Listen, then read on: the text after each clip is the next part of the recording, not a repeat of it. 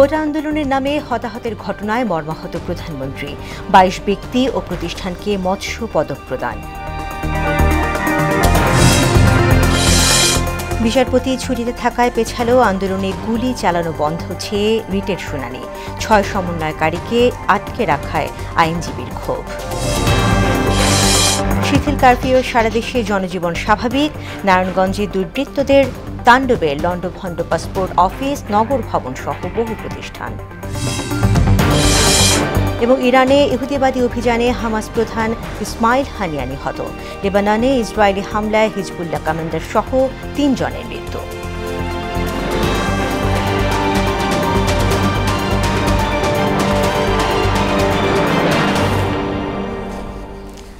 আসসালামু আলাইকুম, মোহনা সংবাদে সবাইকে স্বাগত। শুনছিলেন শিরোনাম, সঙ্গে আছি তাসমিয়া জেরিন। এবারে বিস্তারিত।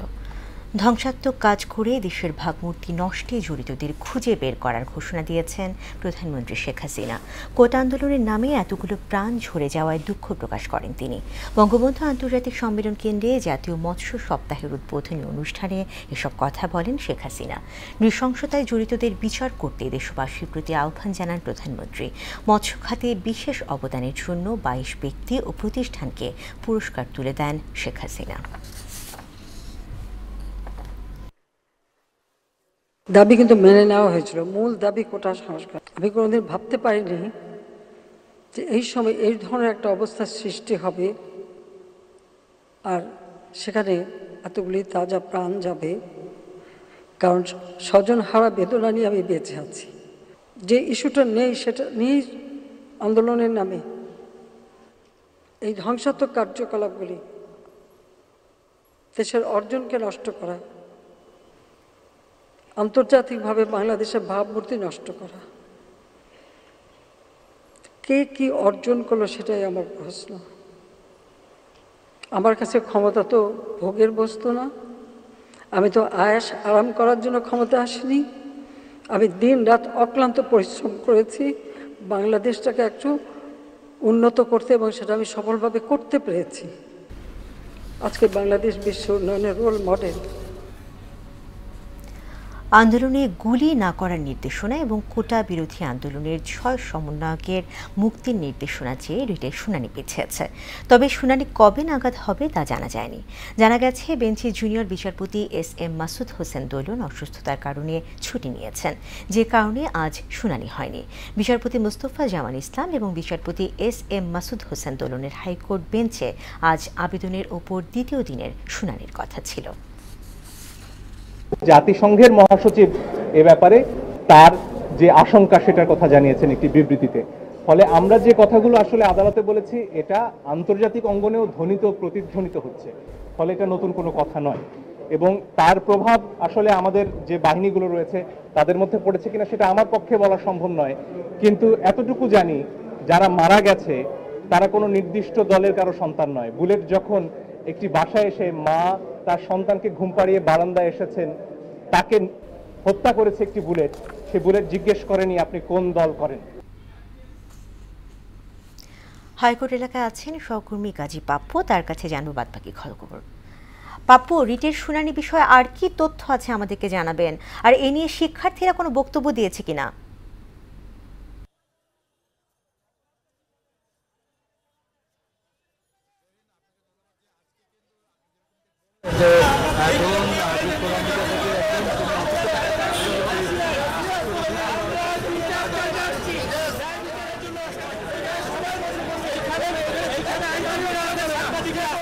যেহেতু বিচারপতি অসুস্থ থাকে কিন্তু ছাত্রদের অর্থাৎ আন্দোলনকারী ছাত্রদের একটা কর্মসূচি ছিল 12:30টায় হাইকোর্ট থেকে, সেটা হলো মার্চ ফর জাস্টিস।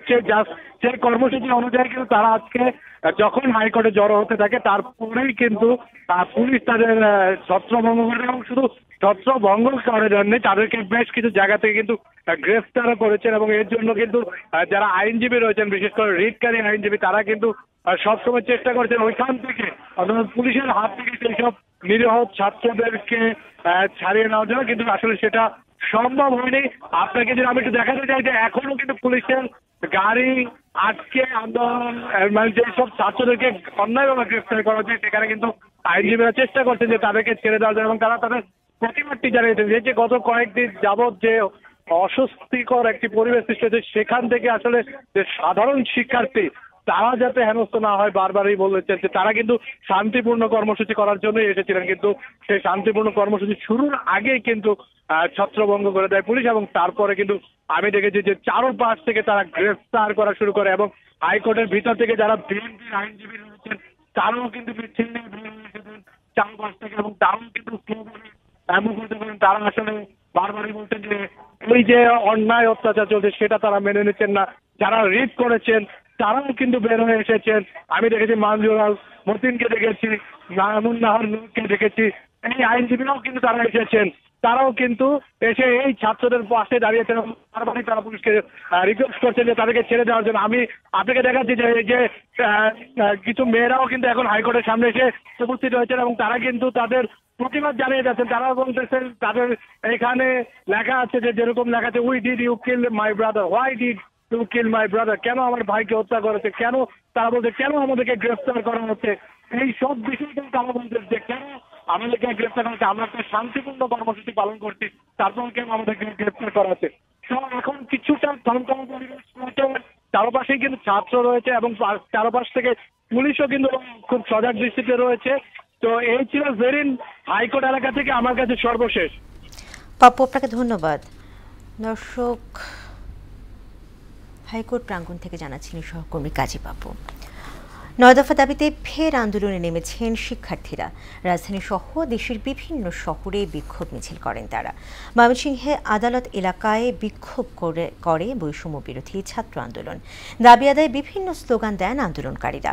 দাবি পূরণ না হওয়া পর্যন্ত আন্দোলন চালিয়ে যাওয়ার ঘোষণা দেন তারা।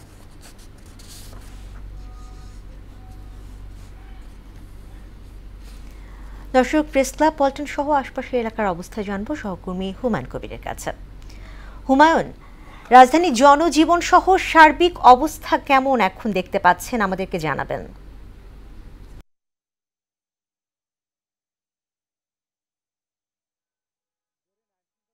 উন্নতি হওয়া কিন্তু ধীরে ধীরে স্বাভাবিক হচ্ছে জনজীবন। আমি আছি পল্টন মোড় এলাকায়। সকাল থেকে আমি রাজধানীর বিভিন্ন গুরুত্বপূর্ণ পয়েন্টে আমি গিয়েছি। সেখানে হচ্ছে অর্থাৎ নগরবাসীর যে জনজীবনের যে ব্যস্ততা সেটা আমি লক্ষ্য করছি। রাজধানীতে যে নগর পরিবহনের পাশাপাশি ব্যক্তিগত পরিবহন এবং ছোট ছোট যান নিয়েও কিন্তু মানুষ দৈনন্দিন যে কাজকর্ম সেই কাজকর্ম কিন্তু নেমে পড়েছেন।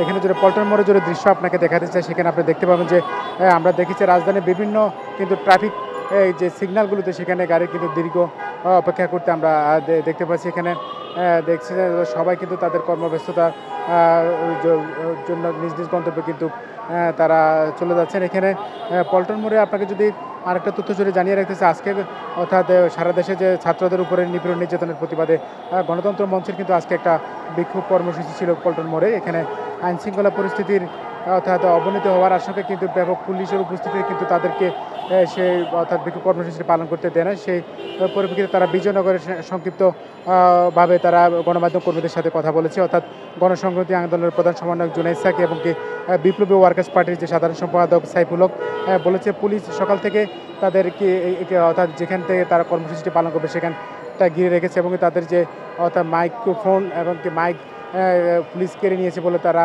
আমাদেরকে জানিয়েছে। অর্থাৎ বললো যে অর্থাৎ তাদের যে শান্তিপূর্ণ কর্মসূচিতে পুলিশ বাধা দিয়েছে এখানে, অর্থাৎ যাতে কোনো ধরনের আইনশৃঙ্খলা পরিস্থিতি যাতে কোনো অবনতি না হয় সেজন্য কিন্তু আমরা দেখেছি যে শুধু পল্টন মোড় না, রাজধানীর বিভিন্ন জায়গায় কিন্তু অর্থাৎ পুলিশের যে সদস্য তারা কিন্তু সজাগ রয়েছে, তারা কিন্তু অর্থাৎ তৎপর রয়েছেন। এখানে আমরা দেখেছি যে পল্টন মোড় অর্থাৎ শাহবাগ মোড়, নয়াপল্টন অর্থাৎ জাতীয় প্রেস ক্লাব এলাকা, হাইকোর্ট প্রাঙ্গণ এবং কি অর্থাৎ মতিঝিলের বিভিন্ন এলাকাও আমরা দেখছি পুলিশের যে অর্থাৎ বিপুল সংখ্যা পুলিশ সদস্য কিন্তু মোতায়েন রয়েছে। আপনি জানেন যে রাজধানীতে অর্থাৎ যানজটের সংখ্যা বেড়েছে, তার একটা কারণ হচ্ছে যে আসলে অর্থাৎ মেট্রো রেল বন্ধ থাকার কারণে কিন্তু দুষ্কৃতিকারীরা মেট্রো রেলে হামলার পর থেকে কিন্তু মেট্রো রেলের চলাচল বন্ধ রয়েছে। সেই কারণে কিন্তু নগর পরিবহনে জনগণের কিন্তু চাপ বাড়ছে। তো যে কোনো নাশকতা রোধে কিন্তু আইনশৃঙ্খলা পরিস্থিতি স্বাভাবিক রাখতে যে সদস্য যারা রয়েছেন আইনশৃঙ্খলা পরিস্থিতি স্বাভাবিক রাখার জন্য অর্থাৎ পুলিশ সদস্যরা তৎপর রয়েছেন। তো পুরানা পল্টন থেকেই ছিল আমার কাছে সর্বশেষ। হুমায়ুন, আপনাকে ধন্যবাদ। দর্শক, বরিশালের শিক্ষার্থীদের সঙ্গে পুলিশের বাগবিতণ্ডা ও ধস্তাধস্তি হয়েছে। এ বিষয়ে বিস্তারিত জানিয়েছেন সহকর্মী শেখ শামীম। বরিশাল নগরীর সদর রোডে আপনারা জানেন যে সারা দেশে কোটা সংস্কার বিরোধী আন্দোলন চলেছিল। সেখানে সরকার 93% কোটা আন্দোলনকারীদের পক্ষে রায় দিয়েছিল, কিন্তু আজকে প্রতিবাদ সভা শুরু হয়েছে। সকাল থেকেই আমি দেখতে পাচ্ছি যে আসলে বরিশাল নগরীর সদর রোডে একটি গ্রুপ ছাত্র আন্দোলনের তারা এখানে রাস্তা অবরোধ এবং বিক্ষোভ করতেছিল, পুলিশ তাতে বাধা দিচ্ছে। আমি যদি আপনাদের একটু সরাসরি দেখাই যে আসলে কি অবস্থা এখন বর্তমান পরিস্থিতি সদর রোডের। আন্দোলনকারীরা আন্দোলন করতে যাচ্ছে এবং রাস্তা অবরোধ করার চেষ্টা করতেছে, কিন্তু পুলিশ তাতে বাধা দিচ্ছে। এখন এটি সদর রোডের টাউন হলের সামনের চিত্র। আন্দোলনকারীরা চাচ্ছে তাদের আন্দোলন করতে, বিক্ষোভ করতে, কিন্তু পুলিশ তাতে বাধা দিচ্ছে। এছাড়া আমি গতকালকে কথা বলেছি যে বরিশালে সহিংসতায় 139 জন গ্রেপ্তার হয়েছে। 139 জন গ্রেপ্তার হয়েছে। বরিশাল মেট্রোপলিটন পুলিশের 5টি মামলা এবং বরিশাল জেলা পুলিশের 3টি মামলা রয়েছে। সেই মামলায় 139 জনকে গ্রেপ্তার করা হয়েছে। এছাড়া কারফিউ না মানার কারণে 110 জনকে কারাদণ্ড দেওয়া হয়েছে। কোটা আন্দোলনকারীদের সাথে পুলিশের সাথে ধস্তাধস্তি হচ্ছে এবং আপনি দেখতে পাচ্ছেন যে পুলিশ বাধা দিচ্ছে এবং আন্দোলনকারীরা চেষ্টা করছে তাদের বিক্ষোভ এবং রাস্তা অবরোধ করার জন্য। দুই পক্ষেই উত্তপ্ত অবস্থা বিরাজ করছে। পুলিশ এবং আন্দোলনকারীরা মুখোমুখি অবস্থান নিয়েছে। বরিশাল নগরীর বিভিন্ন স্থানে যারা সহিংসতা করেছে তাদের গ্রেপ্তারে পুলিশ এবং র্যাব সহ বিভিন্ন যৌথ বাহিনীর অভিযান চলছে যারা নাশকতা করেছে। আপনারা আবারও দেখতে পাচ্ছেন যে আসলে পুলিশ এবং আন্দোলনকারী, কোটা আন্দোলনকারী তাদের সাথে সংঘর্ষ চলছে। সদর রোডে আছি আমরা এই মুহূর্তে, দেখতে পাচ্ছেন। তো এই ছিল আমার কাছে কোটা আন্দোলনকারীদের এবং পুলিশের সাথে যে সংঘর্ষের বিষয়, এই ছিল আমার কাছে বরিশাল থেকে সর্বশেষ সংবাদ। সামগ্রিক প্রেক্ষাপট বিবেচনায় দেশ জুড়ে কারফিউ বহাল রয়েছে। আগামী শনিবার পর্যন্ত ঢাকা, নারায়ণগঞ্জ, গাজীপুর ও নরসিংদীতে রাত 8টা থেকে 13 ঘণ্টা শিথিল থাকছে কারফিউ। অন্যান্য জেলায় কারফিউয়ের বিষয়ে সিদ্ধান্ত নেবে স্থানীয় প্রশাসন। এদিকে দেশের সার্বিক পরিস্থিতি কিছুটা শান্ত হয়ে আসায় আজ থেকে স্বাভাবিক সময়সূচিতে ফিরেছে সরকারি বেসরকারি অফিসের কার্যক্রম। অফিস চলবে 9টা 5টা আর ব্যাংক লেনদেন হবে সকাল 10টা থেকে বিকেল 4টা পর্যন্ত। কোটা সংস্কার আন্দোলনে ভর করে দুর্বৃত্তদের তাণ্ডবে পুরোপুরি অচল হয়ে গেছে নারায়ণগঞ্জ আঞ্চলিক পাসপোর্ট অফিস। ভাঙচুর ও অগ্নিসংযোগ করা হয়েছে পিবিআই অফিস, যুব উন্নয়ন অধিদপ্তর, নগর ভবন, রেলওয়ে কন্ট্রোল রুম সহ সরকারি বেসরকারি বহু স্থাপনায়। সেবামূলক এসব প্রতিষ্ঠানে হামলায় হতবাক সর্বস্তরের মানুষ। নারায়ণগঞ্জ থেকে আজমির ইসলামের তথ্যে আরও জানাচ্ছেন আফরিন পপি। 18 জুলাই রাতে নারায়ণগঞ্জ আঞ্চলিক পাসপোর্ট অফিসে হামলা, ভাঙচুর ও অগ্নিসংযোগ করে দুর্বৃত্তরা। চলে লুটপাটও। হামলা, অগ্নিসংযোগে সৃষ্ট ক্ষয়ক্ষতির কারণে পাসপোর্ট করা নিয়ে দুর্ভোগে পড়েছেন জেলার 7 উপজেলার বাসিন্দারা। আমি কাশপুর থেকে আইছি এখানে পাসপোর্ট করতে, এখন মহিলা মানুষ কি সম্ভব নরসিংদী যাইতে? আমার পাসপোর্ট আসলে হয়ে গেছে, নিতে আসছিলাম, এসে দেখলাম যে এখানে অফিস পুরো একবার ছাই ছাই।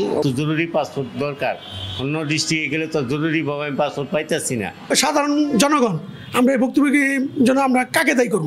ফতুল্লা ও নারায়ণগঞ্জ সদরের বাসিন্দাদের যেতে হচ্ছে ঢাকার কেরানীগঞ্জে। সোনারগাঁ, রূপগঞ্জ ও 2500-এর জন্য নরসিংদী এবং বন্দর ও সিদ্ধিরগঞ্জের জন্য মুন্সিগঞ্জ আঞ্চলিক পাসপোর্ট অফিসে যেতে হচ্ছে। ফতুল্লা নারায়ণগঞ্জের যাবে কেরানীগঞ্জে, সোনারগাঁ, রূপগঞ্জ 2500 তারা যাবে নরসিংদী অফিসে, আর বন্দর সিদ্ধিরগঞ্জ তারা যাবে হলো মুন্সিগঞ্জ অফিসে। তারা পরবর্তী তাদের কার্যক্রম যেগুলো সম্পূর্ণ হয় নাই, পাসপোর্ট প্রিন্টে যায় নাই, ওই কাজটা সম্পূর্ণ করার জন্য তারা যাবে ওই থানা ওয়াইজ ওই অফিসগুলোতে গেলে তারা সেবাটা পাবে। দুর্বৃত্তদের তাণ্ডব থেকে বাদ পড়েনি নগর ভবন, পিবিআই, ট্রাফিক পুলিশ বক্স, যুব উন্নয়ন অধিদপ্তর, রেল ক্রসিং বক্স সহ সরকারি নানা স্থাপনা। জানিয়ে ক্ষোভ জানিয়েছেন জনপ্রতিনিধিরা।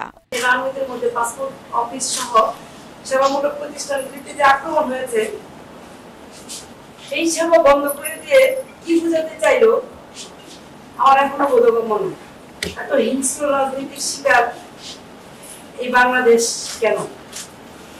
এই দেশটা তো আমাদের সকলের। তবে স্থানীয় প্রশাসন সহ সেনাবাহিনীর অবস্থানে এখন শান্ত রয়েছে নারায়ণগঞ্জ। নারায়ণগঞ্জ জেলার বিএনপি এবং জামাতের যারা নেতা কর্মী তাদের নাম কিন্তু আমরা পেয়েছি, এবং তাদের দেওয়া তথ্য, অগ্নিসংযোগকারী যারা ছিল তাদের দেওয়া তথ্য অনুযায়ী কিন্তু এগুলো আমরা পেয়েছি এবং আমরা সেই লক্ষ্যে কাজ করছি। আমরা আমাদের অপারেশনাল কার্যক্রমটা কিন্তু চলমান আছে এবং এটা চলমান থাকবে। এসব অপরাধে জড়িতদের বিরুদ্ধে মামলা হয়েছে, গ্রেপ্তারে অভিযান চলমান রয়েছে। আফরিন পপি, মোহনা সংবাদ। আন্তর্জাতিক প্রসঙ্গ। ইরানে ইহুদিবাদী অভিযানে হামাস প্রধান ইসমাইল হানিয়া নিহত হয়েছেন।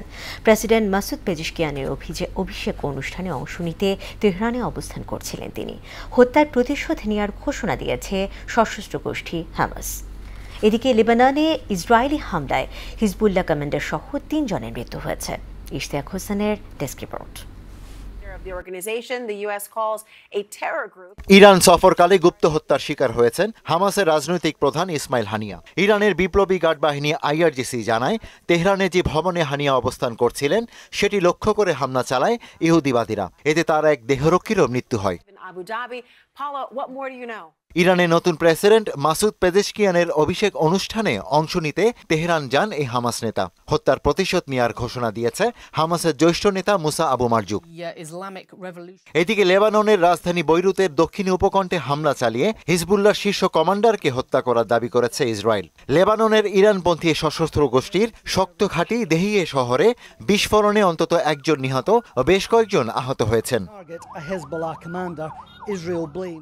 ওদিকে গাজায় অব্যাহত রয়েছে ইসরায়েলি বর্বরতা। বিভিন্ন আশ্রয় কেন্দ্রে বিমান হামলা চালিয়ে আরো 37 ফিলিস্তিনিকে হত্যা করেছে তারা। এ নিয়ে 39,400 ছাড়িয়েছে প্রাণহানি, আহত হয়েছে প্রায় 91,000 মানুষ। ইশতিয়াক হোসেন, ইন্টারন্যাশনাল ডেস্ক, মোহনা সংবাদ।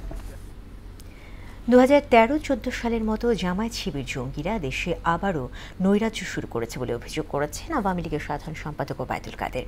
সকালে দলের কেন্দ্রীয় কার্যালয়ে এক সভা শেষে এদের বিরুদ্ধে সবাইকে ঐক্যবদ্ধ হওয়ার আহ্বান জানান তিনি। আজকে আমাদের লড়তে হচ্ছে, একসাথে লড়তে হবে, একসাথে মান অভিধান সব ভুলে যেতে হবে। কোটা আন্দোলনে শিক্ষার্থী হতাহতের ঘটনায় রাজশাহী বিশ্ববিদ্যালয়ে অবস্থান কর্মসূচি পালন করেছেন শিক্ষকদের একাংশ। এ বিষয়ে বাকিটা জানব সহকর্মী মেহেদী হাসান শ্যামলের কাছে। 13 দিনের মতো যে জরুরি অবস্থা, সেই জরুরি অবস্থার সকাল থেকে আমরা যে বিষয়টি লক্ষ্য করেছি, রাজশাহী শহরের সমস্ত পয়েন্টগুলো আমরা লক্ষ্য করে দেখেছি যে সব কিছুই আসলে মানুষের জীবনযাত্রা একেবারে স্বাভাবিক। এখানে অফিস আদালত থেকে আরম্ভ করে ব্যবসা বাণিজ্য সমস্ত কিছু স্বাভাবিক আছে, যান চলাচল স্বাভাবিক আছে। শুধুমাত্র শিক্ষা প্রতিষ্ঠান আর যোগাযোগের ক্ষেত্রে রেল ছাড়া আসলে সব কিছুই আমরা বন্ধ পেয়েছি। আমরা কথা বলেছিলাম রাজশাহী যিনি অ্যাডিশনাল ডিআইজি, তার সঙ্গে কথা বলেছিলাম। তিনি আমাদেরকে জানিয়েছেন যে এই পর্যন্ত আসলে রাজশাহী বিভাগে মোট 67টি মামলা হয়েছে, তার 12 শতাধিক আসলে আসামি এখন পর্যন্ত তারা গ্রেপ্তার করতে পেরেছেন। আমরা এখন দাঁড়িয়ে আছি রাজশাহী বিশ্ববিদ্যালয়ে। সেখানে আমি একটা জিনিস আপনাদেরকে জানিয়ে রাখতে চাই যে রাজশাহী বিশ্ববিদ্যালয়ে গতকাল আমরা দেখেছি যে নিপীড়িত ছাত্র সমাজের বিরুদ্ধে বা নিপীড়ন বিরোধী যে শিক্ষক বৃন্দ গতকাল শিক্ষকদের যে একটি মানববন্ধন কিংবা তারা যে একটা কর্মসূচি পালন করেছে, তারই প্রতিবাদে আসলে আমরা একটা জিনিস দেখতে পাচ্ছি রাজশাহী বিশ্ববিদ্যালয়ে, যে মুক্তিযুদ্ধের চেতনা ও মূল্যবোধ বিশ্বাসী প্রগতিশীল শিক্ষক সমাজ এর ব্যানারে আমরা শিক্ষার্থীদের সীমাহীন দুর্ভোগ সহ অনাকাঙ্ক্ষিত হতাহতের ঘটনার সুষ্ঠু বিচারের দাবিতে এবং দেশব্যাপী যে নৈরাজ্য, অগ্নিসংযোগ এবং ধ্বংসযজ্ঞের প্রতিবাদে অবস্থান কর্মসূচি, সেই অবস্থান কর্মসূচি কিন্তু রাজশাহী বিশ্ববিদ্যালয়ের প্যারিস রোডে আমরা লক্ষ্য করছি। এইখানে প্রগতিশীল শিক্ষক সমাজের আওতায় প্রায় আমরা দেখতে পাচ্ছি 2 শতাধিক শিক্ষক, তারও বেশি হবেন, কমপক্ষে 2 শতাধিক শিক্ষক তারা মাঠে এখানে দাঁড়িয়েছেন এবং এই কর্মসূচি তারা পালন করছেন। তো আমরা এই বিষয়গুলো আসলে লক্ষ্য করছি যে আসলে অনেকটা সময় আমরা দেখতে পাচ্ছি যে দুই পক্ষই আসলে একদিকে জামাত বিএনপি শিক্ষকরা তারা কিন্তু যে কর্মসূচি পালন করছেন, পাশাপাশি প্রগতিশীল অর্থাৎ আওয়ামী লীগ সমর্থিত প্রগতিশীল শিক্ষক সমাজও কিন্তু একই পাল্টাপাল্টি আসলে কর্মসূচি পালন করছেন। তো রাজশাহী থেকে আমার কাছে 13 দিন অর্থাৎ 13 দিনের জরুরি অবস্থার যে সর্বশেষ পরিস্থিতি ছিল আমার কাছে রাজশাহী বিশ্ববিদ্যালয়। শেষ পর্ব মোহনার সংবাদ যাবার আগে শিরোনামগুলো আরও একবার।